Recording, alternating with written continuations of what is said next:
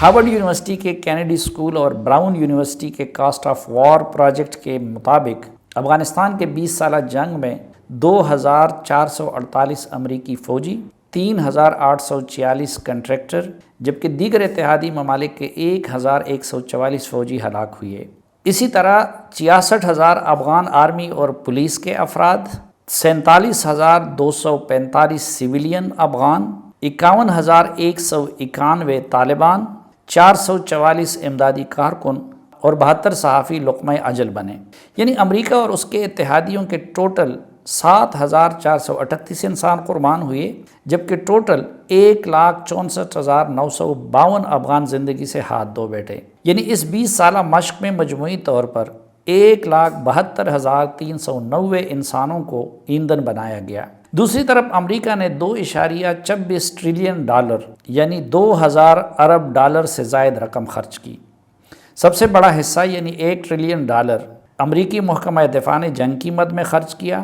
144 ارب dollar Afghanistan کی تعمیر نو کے مد میں خرچ ہوئے، جو زیادہ تر امریکی کنٹریکٹر ہی کے ذریعے خرچ ہوتے رہے۔ ایک اور بڑا حصہ یعنی 88 ارب ڈالر افغان فوج کی ٹریننگ اور اسے مسلح کرنے کی نظر ہوئے۔ لیکن اس کے باوجود افغانستان میں غربت کی یہ حالت تھی کہ گزشتہ سال صدر اشرف غنی نے کہہ دیا تھا کہ 90% افغانیوں کی روزانہ فی کس آمدنی $2 سے کم ہے۔ افغانستان 4 کروڑ آبادی پر مشتمل ملک ہے، اور اگر امریکی جنگ کی بجائے یہ رقم تعمیر نو پر لگاتے تو نہ صرف وہاں سے انتہا پسندی اور جنگوں کا خاتمہ ہو جاتا، بلکہ شاید افغانستان ترقی یافتہ ممالک کے ہم پلہ بن جاتا۔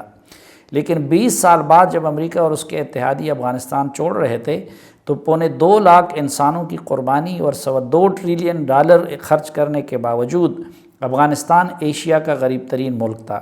اسی طرح افغانستان شرح خواندگی کے لحاظ سے ایشیا میں سب سے پیچھے تھا، اور اس کی GDP کا حجم صرف $20 ارب تھا۔ اندرونی وسائل نہ ہونے کی وجہ سے 1 ملین کے قریب سرکاری ملازمین کی تنخواہیں امریکی ادا کیا کرتے تھے۔ یہ تھی افغانستان کی حالت جب طالبان اس پر قابض ہو گئے۔ لیکن ان کے قبضے کے ساتھ اقتصادی محاذ پر چند مزید تبدیلی آ گئی۔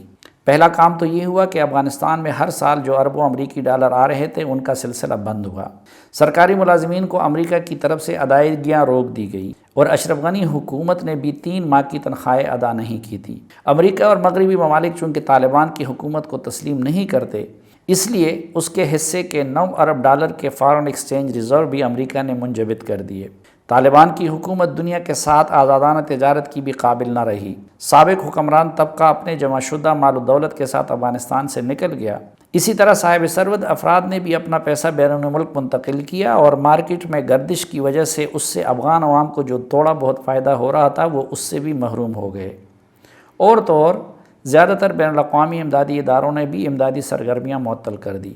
اس سے بڑھ کر یہ کہ طالبان کی ماضی کی حکومت کا نقشہ ذہن میں لیے خوف کی وجہ سے ذہین، تعلیم یافتہ اور فن کے حامل لوگ بھی افغانستان سے نکل گئے۔ چنانچہ اب افغانستان میں صرف غربت کے مارے عوام ہیں اور طالبان ہیں۔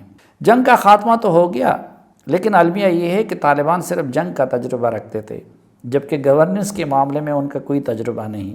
انہوں نے مخالفین کے لیے عام معافی کا اعلان تو کر دیا، لیکن سابقہ حکومت ان کے تجربہ کار اور اعلیٰ تعلیم یافتہ افراد کو اپنی حکومت میں شامل نہ کروا سکے۔ ابتدا میں کئی ہفتے ان کے افغانستان پر کنٹرول حاصل کرنے میں لگے، اور باقی وقت حکومت سازی پر صرف ہوا۔ حکومت سازی میں بھی ان کو مشکلات پیش آ رہی ہیں۔ انہوں نے حکومتی عہدوں کی تقسیم میں جنگ کے دوران قربانی، طالبان کی تنظیم میں مقام و مرتبہ، موجودہ اور سابق امرائے مومنین سے قربت، گریٹر قندھار اور گریٹر پکتیا کے درمیان توازن، پڑوسی ممالک کے پسند و ناپسند اور اسی نوع کے دیگر معیارات کو مد نظر رکھا۔ ابھی بھی یہ عمل پوری طرح مکمل نہیں ہوا اور اندرونی کشمکش جاری ہے۔ جو حکومت بنائی گئی ہے اسے عبوری حکومت کا نام دیا گیا ہے، لیکن یہ معلوم نہیں کہ مستقل حکومت کب اور کن بنیادوں پر بنائی جائے گی۔ امریکہ اور مغرب کے مطالبات تو اپنی جگہ، چین، روس اور پڑوسی ممالک بھی ان سے سب فریقوں پر مشتمل یعنی انکلوسیو حکومت بنانے کا مطالبہ کر رہے ہیں، لیکن طالبان اپنی موجودہ حکومت کو یہ کہہ کر انکلوسیو کہہ رہے ہیں کہ اس میں چند تاجک، ازبک اور ترکمن وزراء بھی شامل ہیں۔ اگرچہ امریکہ، روس اور چین سمیت سب ممالک ان سے رابطے میں ہیں، اور بعض لوگ اس کی یہ تشریح کر رہے ہیں کہ عملاً ان سب نے طالبان کی حکومت کو تسلیم کر لیا ہے، لیکن رسمی طور پر ابھی تک دنیا کے کسی ملک نے ان کی حکومت کو تسلیم نہیں کیا، جس کا سب سے بڑا نقصان معیشت کی مد میں ہو رہا ہے۔ ابھی تک انسانی ہمدردی کی بنیاد پر پاکستان، روس، چین اور بعض عرب ممالک نے امدادی سامان بھیجا ہے، جبکہ انڈیا بھی گندم بھجوا رہا ہے، لیکن ظاہر ہے کہ خیرات سے ملک نہیں چلائے جا سکتے۔ طالبان ابھی تک معیشت کی بحالی کے لیے کوئی لاہ عمل نہیں بنا سکے اور نہ مستقبل قریب میں اس کا کوئی امکان نظر آتا ہے۔ ایک رپورٹ کے مطابق صرف ہرات شہر میں 70% کمپنیوں نے کام چھوڑ دیا ہے۔ ورلڈ فوڈ پروگرام کے مطابق افغانستان کو اس وقت بدترین انسانی بحران کا سامنا ہے۔ آدھی سے زیادہ آبادی غذائی قلت کی شکار ہے۔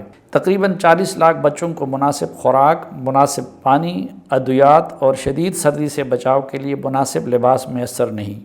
ایک مثبت تبدیلی یہ آئی ہے کہ طالبان حکومت میں اتنی کرپشن نہیں جتنی سابق حکومت میں ہوا کرتی تھی، لیکن تب پیسے کی بہتات تھی اور اب پیسہ نہیں۔